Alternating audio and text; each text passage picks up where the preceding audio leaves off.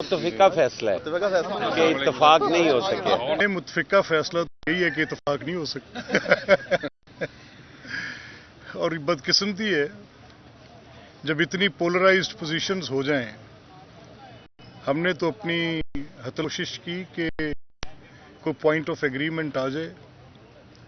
अब बदकिस्मती से जो नॉमिनेशंस थी उनकी वो सारी इनएलिजिबल थी। अब इनएलिजिबल नॉमिनेशंस पे कैसे हम कह सकें कि हम इत्तफाक करते हैं। One nominee was from active service of Pakistan.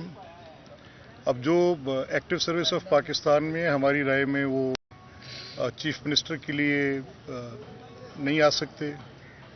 और फिर फेडरल पब्लिक सर्विस कमीशन के जो चेयरमैन रहे हैं के पे ऊपर भी है कि वो सर्विस ऑफ पाकिस्तान में नहीं जा सकते। उसकी तशरीह और है, बात और हो सकती है, लेकिन फिर भी क्वेश्चनेबल बात थी कि वो नॉमिनेशन भी जो है अब after being federal public service commission chairman तो उस पर भी थोड़ा एक लीगल लॉ पॉइंट और सर्विस ऑफ पाकिस्तान का लफ्ज़ लिखा है तो उस पर वो जो अपने आर्गूमेंट्स थे उनके कि जी ये कमरुज़्ज़मान साहब के केस में कैसे हुआ, तो हमने कहा कि अगर एट पार रखें तो फिर इस बात में वजन आ जाता है कि उनका भी नहीं होना चाहिए। But anyways living that aside, हमारा ये ख्याल है कि मामलात जो हैं वो किसी तौर पे सियासी सतह पर तय होने की अपॉर्चुनिटीज़ होती हैं, लेकिन बदकिस्मती से यहाँ नहीं हो सके। हसन साहब जी सवाल नहीं, आपने बोलना है।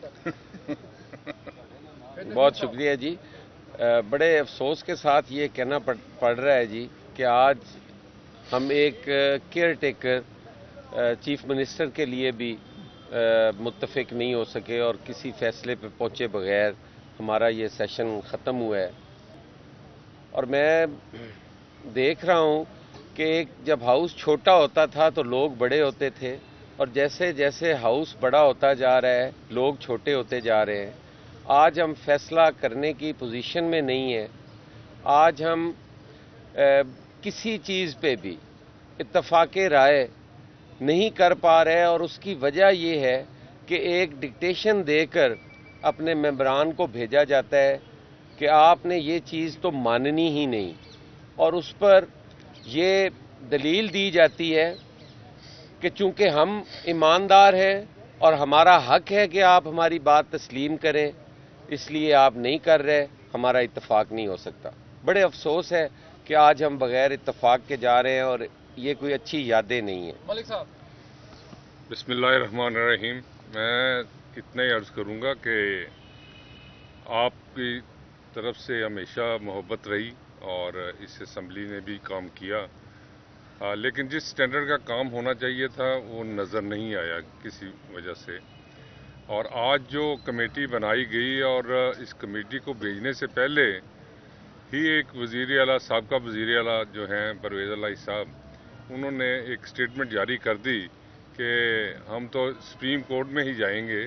तो ये तो अदम एतमाद है इस कमेटी के ऊपर कि उन्होंने अपनी ही बनाई हुई अपने ही बंदों की कमेटी जो है उसके ऊपर अदम एतमाद दे दिया और इसके साथ साथ नाम वो दिए जो एलिजिबल नहीं थे।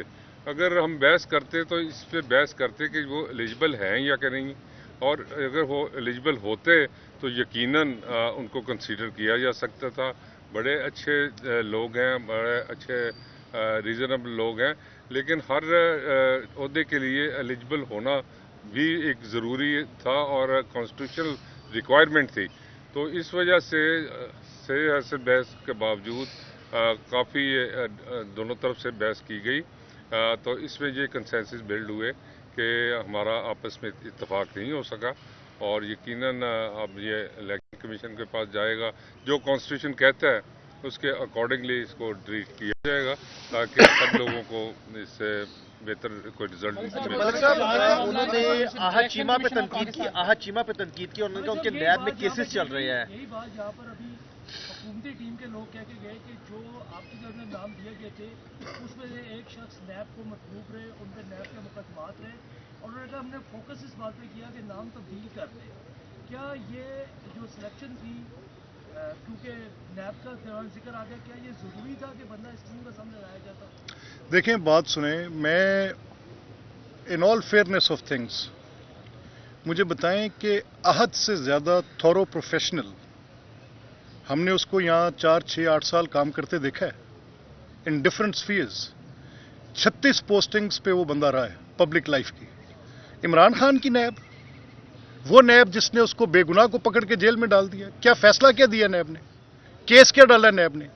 3 साल की हब्से बेजा इमरान खान के हाथ पे है और उसका क्रेडेंशियल ये है कि उसको मैंने आज तक पार्टीशन होते नहीं देखा। अब ये अगर उसकी डिस्क्वालिफिकेशन है कि वो नैब जिस नैब के जरिए राजा बिशारत, मियां असलम इकबाल, मखदूम हाशिम जवां बख्त 3 साल काबीना के मेंबर रहे, उस नैब के 22 इनकी ये पार्टी थी, 31 मेंबर्स की पार्टी थी। उस नैब ने पहले हमारी पार्टी को ट्रिम किया। उस नैब ने 56 कंपनीज के वो फ्लाउट केसेस जो बेबुनियाद केसेस थे, उनकी बुनियाद पर लोगों को, चीफ मिनिस्टर्स को लाकर खड़ा कर, किस नैब की बात करके गए वो? ये उसका डिस्क्रेडिट नहीं है, ये तो उसका क्रेडिट है। हमने इनसे ये कहा कि रीजनेबल मैन टेस्ट क्या होता है? सब्जेक्टिव होता है। रीजनेबल मैन टेस्ट ये होता है कि once a person is put to a job, क्या वो काम कर सकता है? क्या अहद चीमा ने पाकिस्तान की पावर को रेवोल्यूशनाइज नहीं किया? क्या अहद चीमा ने पाकिस्तान में मेट्रो को खड़ा करके दिखाया नहीं under the leadership of Shahbaz साहब? क्या अहद चीमा को ये मेट्रो का ये जो ऑरेंज लाइन का टास्क मिला, जब वो नहीं था तो क्या था और जब वो था तो क्या था?